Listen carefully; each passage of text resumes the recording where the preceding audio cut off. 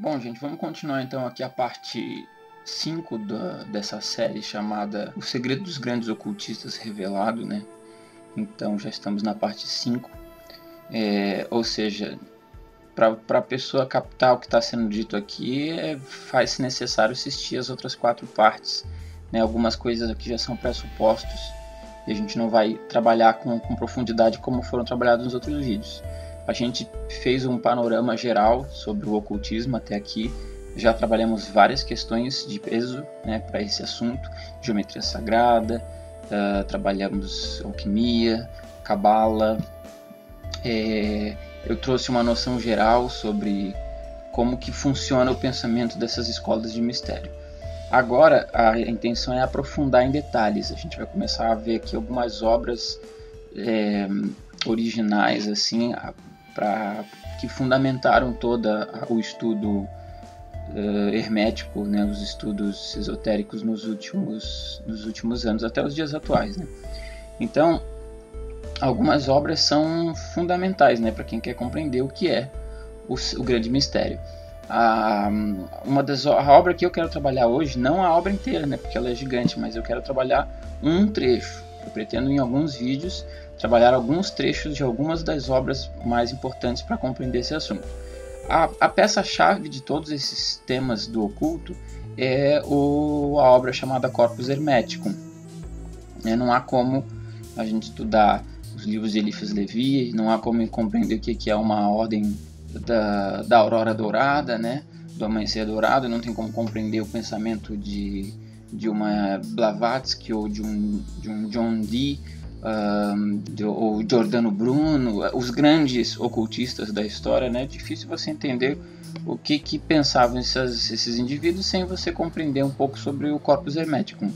Bom, o Corpus Hermeticum é uma obra escrita entre o primeiro, segundo e o terceiro século da era cristã. Né? Atribuiu-se a ela uma idade muito mais antiga, né? No Renascimento, nessa obra, o Corpus Hermeticum, ela vai ficar adormecida durante toda a Idade Média e vai ressurgir novamente no Renascimento. Então, no Renascimento, deu-se a ela um caráter de uma obra muito mais antiga, que teria sido escrita na época das grandes pirâmides do Egito. Mas, na verdade, já se sabe hoje em dia que é uma obra pós-cristã, da era cristã, bem no início da era cristã. Foi compilado numa província romana, né, no Egito, né, quando o Egito se torna uma província romana. Lá foram compilados um grupo de estudos que formou isso que é conhecido como Corpus Hermeticum. Seria o próprio Hermes Trismegistus, que é essa deidade sincrética que mistura elementos do deus Thoth do Egito com o deus Hermes da Grécia. Né? Esse indivíduo seria o deus do conhecimento, o 3 vezes grandes, né? A figura de Hermes Trismegisto. Ele é quem vai em primeira pessoa narrar o Corpus Hermeticum.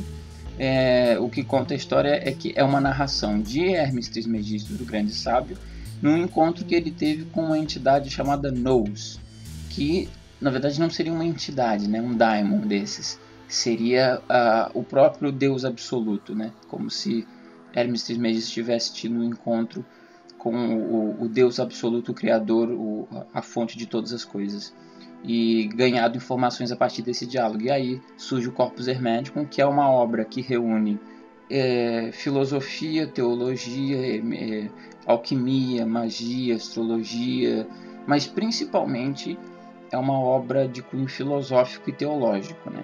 Basicamente, muito mais filosófico e teológico do que, vamos dizer, não tem muita astrologia, não tem muita alquimia, tem bastante alquimia, mas assim, a base realmente é a filosofia e a teologia. A gente vê no Corpus Hermeticum muita da filosofia grega, muita, porque aquela história, a filosofia grega, não sei, ela parece meio, não é muito original, né? Parece que a filosofia grega ela veio do Egito, e é muito difícil compreender onde é que começa uma coisa e onde é que termina a outra.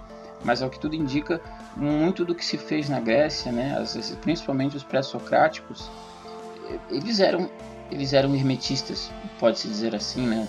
Pitágoras, criador de uma escola de mistérios, que eram os pitagóricos, Platão e seus discípulos, Aristóteles, os peripatéticos, grandes filósofos como Heráclito, Parmênides, Demócrito, Empédocles, os grandes filósofos pré-socráticos. Basicamente, quando você vai ler o Corpus Hermético, é uma mistura de conhecimentos que tem como base muito da filosofia grega, principalmente dos pré-socráticos. A gente vai ver isso claramente.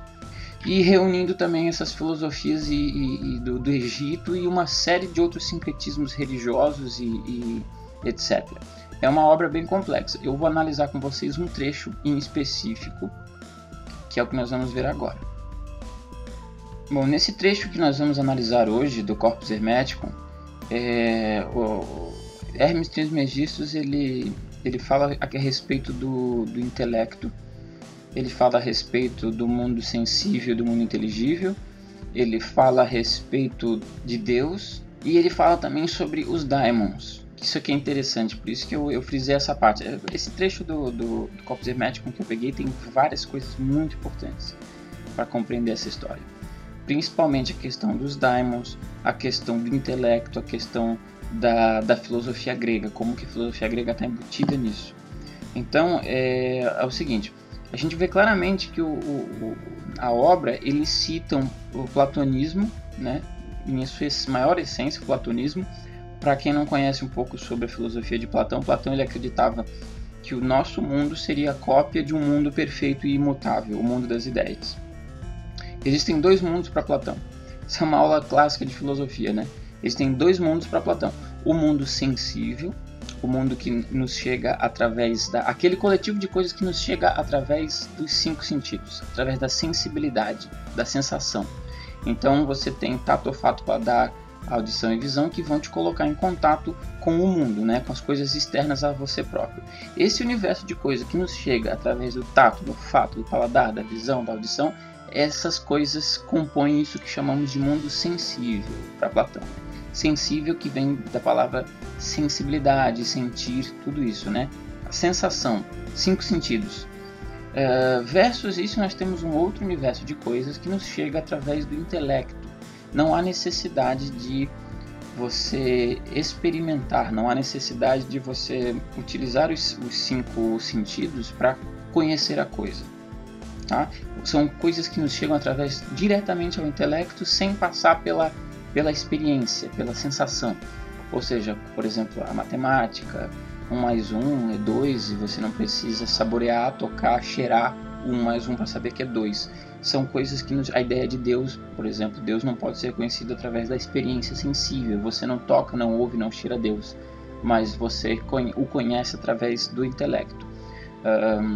Reconhece a geometria também. A geometria ela é puramente intelectual, né? A geometria ela é quando você está diante de um triângulo, por exemplo, a ideia de triângulo, ela não está ela não está no mundo físico, é uma ideia. Por isso que se chama o mundo das ideias de Platão. É um mundo que dá condição para que o nosso universo físico exista, né?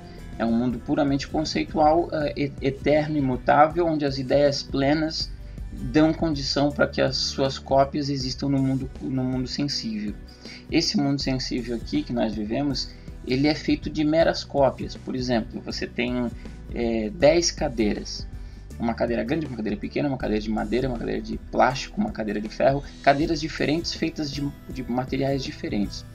Qual dessas é a verdadeira cadeira? Qual dessas 10 cadeiras que você está olhando é a verdadeira cadeira? Para Platão, nenhuma dessas cadeiras é a verdadeira e essencial cadeira, mas é a ideia de cadeira. O conceito de cadeira, que não é físico, e que dá a condição de que as cadeiras particulares, as cópias dessa ideia, existam no mundo. Então, enquanto houver a ideia de cadeira, haverão cadeiras no mundo. Você pode queimar todas as cadeiras do universo, e enquanto houver a ideia, uma nova cadeira poderá ser construída. Essa é mais ou menos a ideia, a questão de Platão, né? Um mundo das ideias perfeito e imutável, onde essas ideias dão suporte para que o mundo físico, o mundo transitório, né, esse mundo sensível que Heráclito tanto fala, né, que sujeito à transformação, o mundo se transforma o tempo todo, é um mundo de corrupção, onde as coisas vêm, se desenvolvem e vão, né? Por exemplo, uma cadeira que surge se desenvolve, apodrece e desaparece. Ela passa pelo ciclo de transformação e se vai. Agora, a ideia de cadeira não tem esse ciclo de transformação. A ideia de cadeira é pura, é absoluta, é eterna, é imutável. E é ela que dá condição para que as cópias existam no mundo, as meras cadeiras particulares. Essa é a filosofia platônica. Sensação, isso que acabou gerando na história da filosofia as duas maiores correntes filosóficas, né? Platão com o seu racionalismo versus Aristóteles dando privilégio à experiência, né? O Platão vai dar privilégio ao mundo das ideias, esse mundo perfeito, imutável, da geometria, dos conceitos, é para Platão a essência de tudo. E ele despreza o mundo físico e a sensação, até a sensibilidade, a experiência com o mundo é ignorada por Platão. Ele se interessa mais pela área intelectual. E o Aristóteles, o discípulo de Platão, vai dizer o contrário, vai dizer que a experiência, a sensibilidade é importante para a construção das ideias e do mundo das ideias. Então, você tem experiência versus intelecto, né? Aquilo que é inteligível, que está relacionado ao intelecto, e aquilo que é relacionado à sensibilidade, aos sentidos, ao sentir. Então, essa é a filosofia platônica. Quando você quando você lê o Corpus Hermeticum, você vai ouvir cada uma das palavras de Platão através do Corpus Hermeticum. Vamos dar uma ouvida aqui, eu vou comentando com vocês. Sobre a intelecção e a sensação. O belo e bom reside apenas em Deus, e em nenhuma outra parte. Ontem, Asclépios, fiz conhecer o meu discurso perfeito. Hoje, é necessário que eu dê sequência àquele discurso, expondo a doutrina da sensação. Segundo a opinião comum, sensação e intelecção diferem nisto: uma é de natureza material, e outra de natureza essencial. Segundo minha opinião, ao contrário, as duas perfazem apenas uma, e não comportam distinção, isto é, entre os humanos, pois se entre os outros animais a sensação se une à natureza, entre os humanos une-se, por outro lado, a intelecção. O intelecto difere da intelecção da mesma forma que Deus da atividade divina. Com efeito, a atividade divina é produzida por Deus, e a intelecção é produzida pelo intelecto, sendo irmã de Logos. Você observa que interessante, né? O Corpus Hermeticum fazendo referência puramente à filosofia grega e filosofia platônica. Ele falando ali sobre o intelecto e como ele é próximo disso que é chamado de logos, né? Que é o logos da filosofia, o discurso, né? A capacidade essa essência humana a capacidade de inferir, né? De dialogar, de discursar, né? A palavra, logos. E ele está ali realmente fazendo alguns paralelos entre o intelecto como um agente que trabalha em comunhão com isso que é chamado de logos. Isso é pura filosofia grega. Ou melhor, a intelecção e o logos são instrumentos um do outro, pois nem o discurso, logos, é enunciado sem intelecção, nem a intelecção é manifestada sem o concurso do logos. A sensação e a intelecção presentificam-se no ser humano conjuntamente, quase enlaçadas uma à outra. Pois nem o conhecimento intelectual é possível sem sensação, nem a percepção sensível sem a intelecção. Mas poder-se-ia conceber uma intelecção sem sensação, como a representação das visões imaginárias durante os sonhos. Parece-me, quanto a mim, que essas duas faculdades desapareceram na visão dos sonhos, enquanto que na vigília, a intelecção sempre está unida à sensação. Pelo menos a sensação se encontra dividida entre o corpo e a alma, e quando essas duas partes da sensação se reúnem em comum acordo, então a intelecção é enunciada pela palavra, uma vez que foi gerada pelo intelecto. Com efeito, o intelecto gera todos os conceitos bons quando recebe as sementes de Deus, conceitos contrários quando de um dos seres demoníacos, pois não existe um lugar do mundo que não seja habitado por um daimon, o qual vindo se insinuar no intelecto, semeia a essência de sua energia própria. E o intelecto gera, então o que foi semeado: adultérios, assassínios, sevícia nos pais, sacrilégios, atos de impiedade, suicídios por enforcamento, ou atirando-se nos precipícios, e coisas semelhantes, são obras do daimons. Essa é a parte interessante, né, em que ele diz que o intelecto é a fonte geradora de todos os conceitos, de todas as ideias. E há momentos em que esse intelecto é subjugado por demônios. Olha que interessante, porque é uma obra, Corpus Hermeticum, não é uma obra cristã, não é uma obra escrita por padres, bispos, inquisidores ou exorcistas ou qualquer entidade religiosa cristã, né?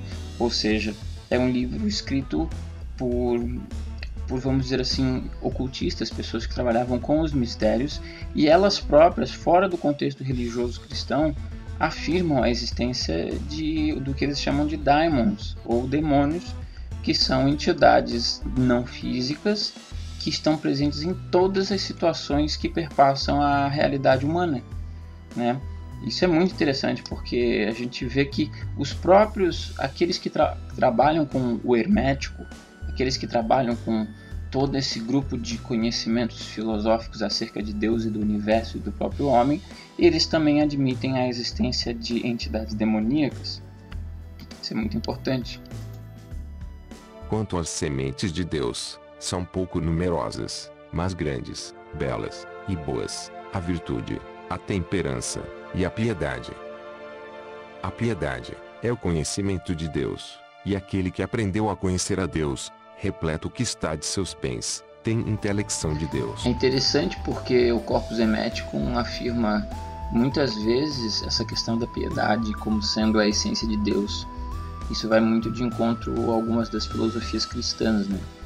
Que trabalham muito com essa ideia de piedade, de perdão. Então, assim, não vejo nenhuma contradição nesse ponto com o cristianismo.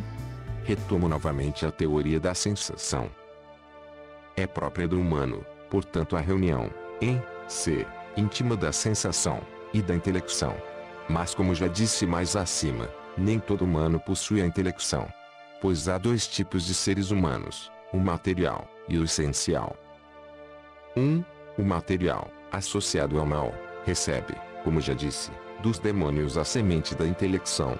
Os outros são associados ao bem essencialmente. Deus os mantém a salvo. É interessante essa parte, ele coloca essa distinção entre homens maus, que são influenciados por demônios, né? Dois tipos de homens, ele falou ali, né? O material e o essencial. Novamente essa dicotomia platônica, né? Entre essência e matéria, entre transitório e eterno. E então você tem esse homem material que se deixa levar pelos demônios, que tem o seu intelecto controlado por demônios, e o homem essencial, que tem o seu intelecto voltado para Deus, né? Então você tem uma distinção aí clara entre o bem, seguir a Deus é fazer o bem, e se deixar levar pelos demônios é o mal. Então uma distinção assim muito interessante, o próprio Corpus Hermeticum afirmando, né, essas realidades que para mim até esse ponto não contrariam os pressupostos cristãos, né? Então você tem o bem associado às virtudes que o intelecto recebe de Deus, e o mal associado às concupiscências vindas desses daimons, né? Que também têm acesso ao intelecto humano, né? Um conhecimento profundo realmente, teologia, demonologia, filosofia. Essa é uma parte que eu queria mostrar para vocês agora, para a gente começar, né, a trabalhar o Corpus Hermeticum. Pretendo mais um vídeo ou outro trabalhar ainda o Corpus Hermeticum, para depois a gente passar para a próxima obra.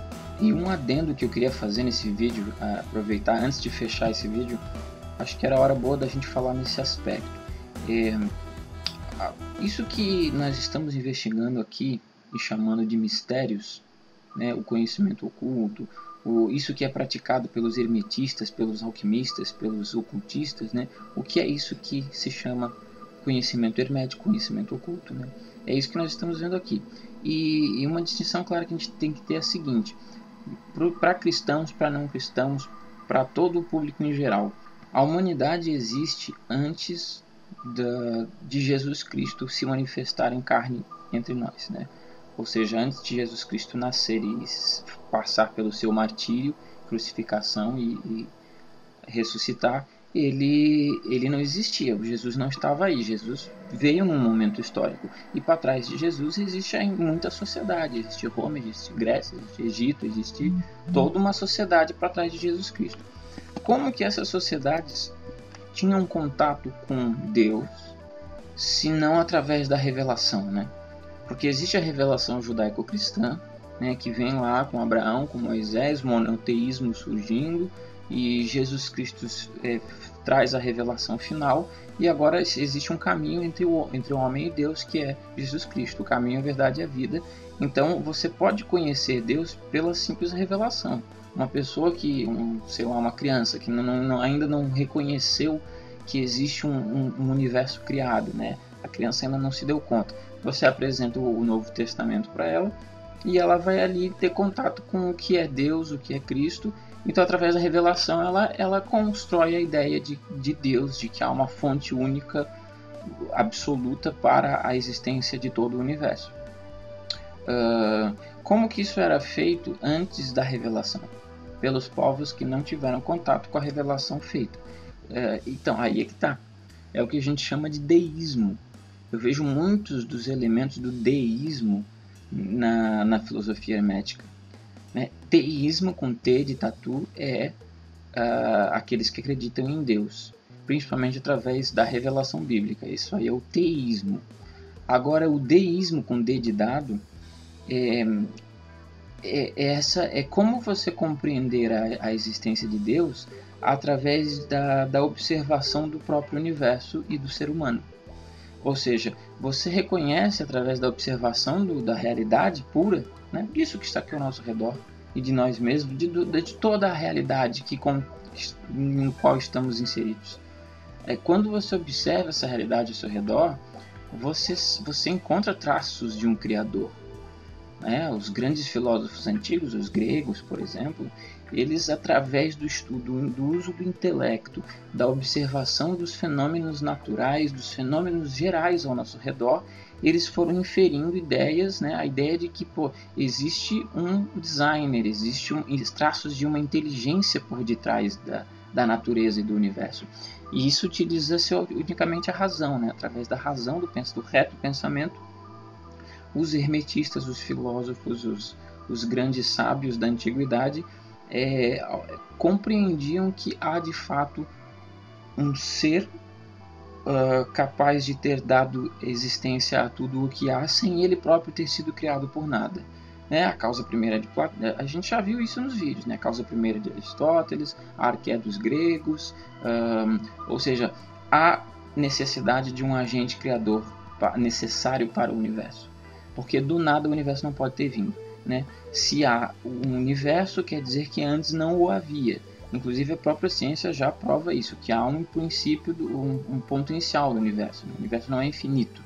Ele teve um início, teve um começo. A própria ciência ela endossa essa visão. Então, se ele teve um início, quer dizer que antes dele não havia o próprio universo. Havia o quê? O nada. E do nada, nada vem. A grande conclusão dos filósofos é de que do nada não pode vir o universo, porque o nada não gera nada, o nada é a ausência de qualquer coisa, então o nada não pode gerar o algo, o ser não pode vir do não ser, né? Porque o não ser não é, ele não gera, então há necessidade, todos os filósofos gregos e hermetistas, e todos eles vão concluir que há necessidade de um agente, de um agente capaz de si mesmo gerar o todo, né? do universo.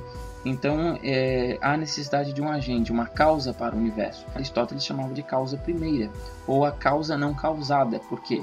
Porque causa tudo o que há, mas ela própria não foi causada por nada.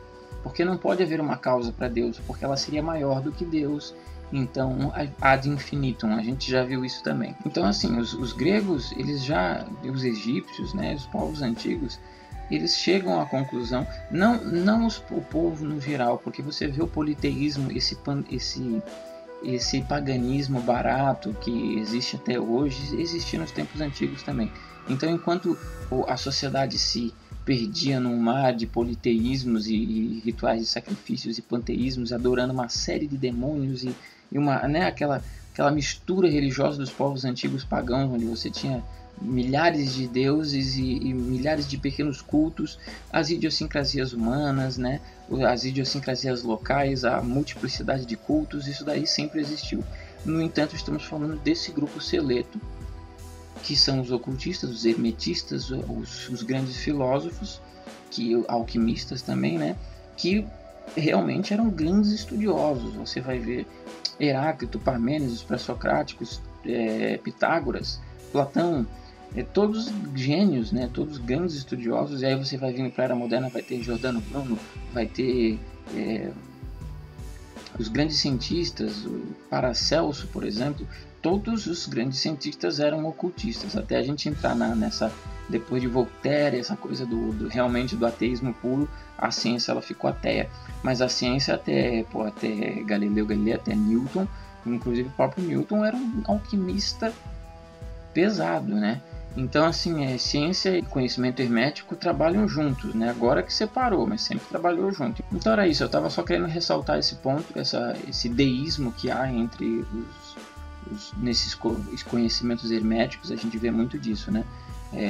Que realmente há um Deus, criador de todas as coisas, e ele pode ser reconhecido através da revelação bíblica, por nós hoje, que temos a revelação pronta, mas ele sempre foi reconhecido, esse Deus, pela própria habilidade do ser humano de se reconhecer enquanto ser existente, olhar para o mundo ao seu redor, e através disso inferir a existência de um Criador, que é o que fazem todos os hermetistas, todos os filósofos, todos os grandes sábios da história da humanidade pré-cristã. Eles, através do puro intelecto e da observação direta da realidade, inferiam a existência de Deus, de um absoluto Criador de tudo o que há. Então, que é basicamente o corpus hermético. O corpus hermético, ele fala de Deus do começo ao fim, esse demiurgo, esse Criador, esse arquiteto, esse designer para o universo, né? Absoluto, inefável, é o que se fala do começo ao fim no corpus hermético. A gente vai continuar nos próximos vídeos todas as outras obras até chegar no final dessa história nos dias atuais, né? Então, se gostarem, inscrevam-se, curtam, compartilhem com os amigos e a gente se vê no próximo vídeo. Um abraço.